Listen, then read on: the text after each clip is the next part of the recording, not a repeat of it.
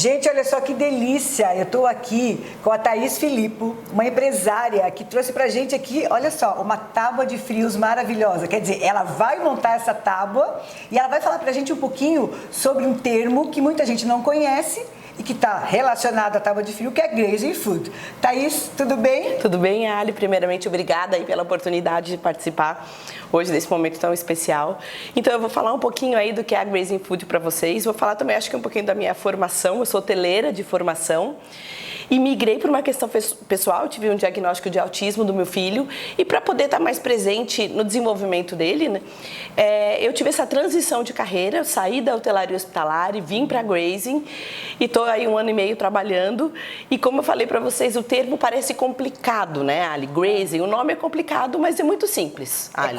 Montar uma tábua de frios que é uma delícia, né? Isso, são vários momentos que combinam, né? Isso porque, na verdade, a tábua de frios, Ali, ela é a grande estrela da grazing. Na tradução literal, grazing food é comida esparramada na mesa. Comida espalhada na mesa. Então, assim, se alimentar de forma descomplicada, é comer com as mãos, sem o auxílio de garfo, de faca. É um conceito que vem da Oceania, já muito difundido lá, e agora está chegando no Brasil, e a estrela é a tábua de frios. Então, conta primeiro pra gente o que tu trouxe hoje para essa aqui especificamente. Então, assim, Ali, na verdade, todo mundo consegue montar uma tábua de frios. Todo mundo às vezes pergunta, você fez curso, como é que é? Na verdade, eu comecei também pela questão, muitas pesquisas, né, Ali, e pela questão da tentativa e erro. Então, a gente encontra esses itens aqui que tem na bancada, no supermercado, em lojas de distribuidores de frios. E assim, não é só frios. A gente trabalha com frutas, a gente trabalha com queijos, com charcutaria. Quando eu falo charcutaria, é salame, é presunto parma, é copa. A gente trabalha com pães também.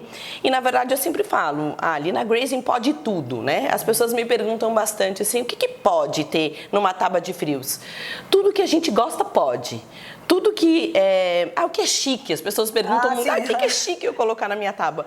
Tudo que a gente gosta é chique, é permitido. É claro que tem algumas combinações que eu vou passar aqui para vocês que elas funcionam melhor. Funciona melhor no paladar, né? Mas a ideia é sair daqui sabendo montar para a família, para os amigos, para ir no supermercado e falar, eu quero isso e montar.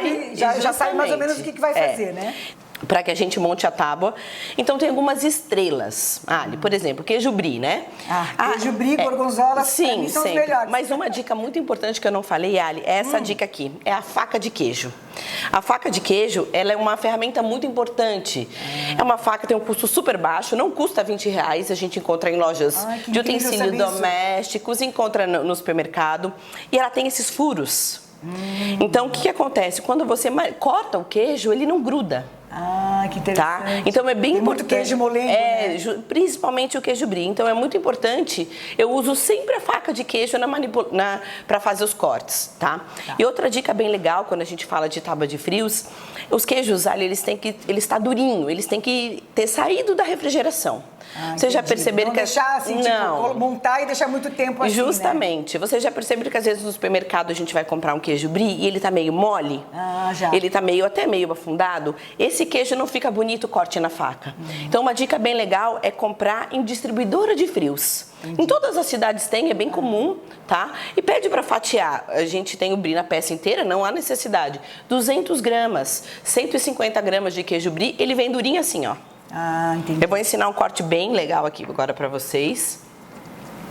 Tá? A gente sempre começa pelas frutas, pelos elementos maiores, tá?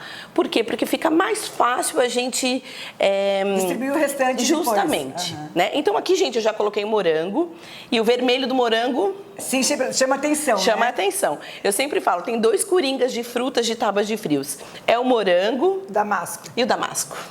O damasco, bonito, né? ele traz vida, né? Ele traz uma sofisticação também.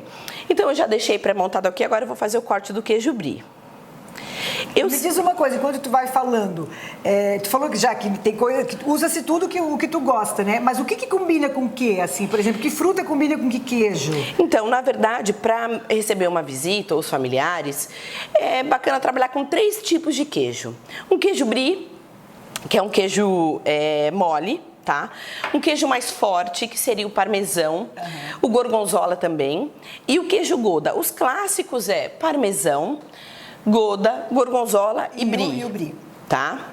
O brie, o que que combina? O brie, ele vai muito bem com mel, ele vai muito bem com geleias. Geleia de pimenta. De pimenta, de frutas vermelhas, de damasco. Eu trouxe aqui uma geleia de frutas vermelhas, que eu já vou colocar na tábua, porque quando eu falo que tudo pode, é tudo mesmo. O potinho que a gente tem lá na geladeira, uma xícara, um pote diferente, de repente um potinho de família, ó. Coloca ali, já dá uma Coloca, ele enfeitada. já dá uma enfeitada na tábua, tá? Então, essa aqui é geleia de frutas vermelhas. Ela vai bem com todos os queijos. Ela vai bem com Gouda, ela vai bem com brie também. Então, agora eu vou terminar de fazer o corte dele. Vocês estão vendo que ele tá durinho.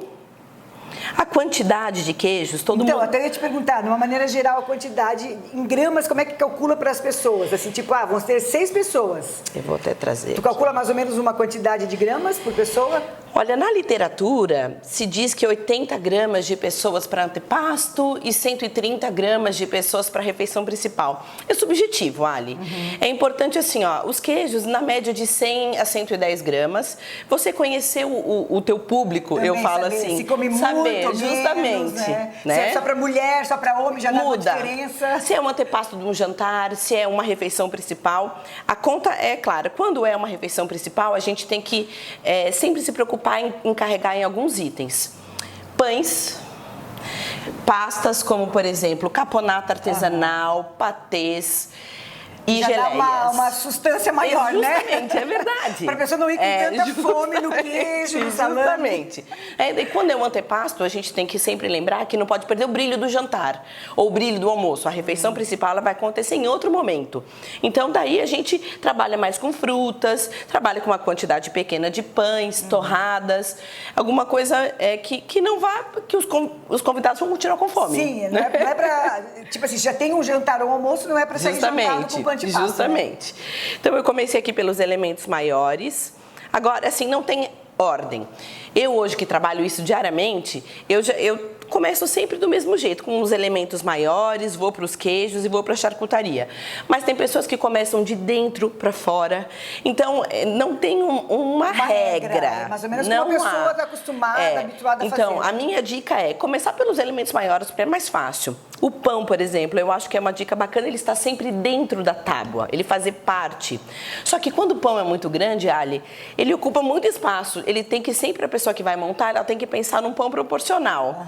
Então, na hora de comprar ali no supermercado, na padaria, ele é um pão mais slim, um pão baguete, um pão mais fininho. Não ocupa muito espaço, justamente, né? porque daí, esteticamente falando, não fica legal, não fica bonito. Então, o queijo brie, eu sempre coloco uma dica bacana do lado do morango, porque tem o contraste, morango, queijo brie. Salame tem 2 tipos, tem italiano, tem o hamburguês, isso daí é conforme... Né? O Parma é uma estrela da tábua de frios, né? Qual é o segredo do Parma? É não manipular muito. Fazer uma trouxinha. Justamente. Deixar um pouquinho fora da geladeira, tá? Diferente do queijo, a charcutaria é sempre melhor ser manipulada em temperatura ambiente. Quanto menos mexer, melhora. Ó, tá vendo? Ele já, naturalmente, ele já ajeita na tábua. Gente, olha só que coisa mais linda que ficou essa tábua. A gente pode finalizar com o alecrim. Quanto maior a tábua, maior a variedade de itens de queijo e charcutaria. Obrigada, tchau, tchau. Espero que tenham gostado, então, hoje do nosso Grazing Food. Fica, então, amanhã com Nelly Passon e eu volto semana que vem.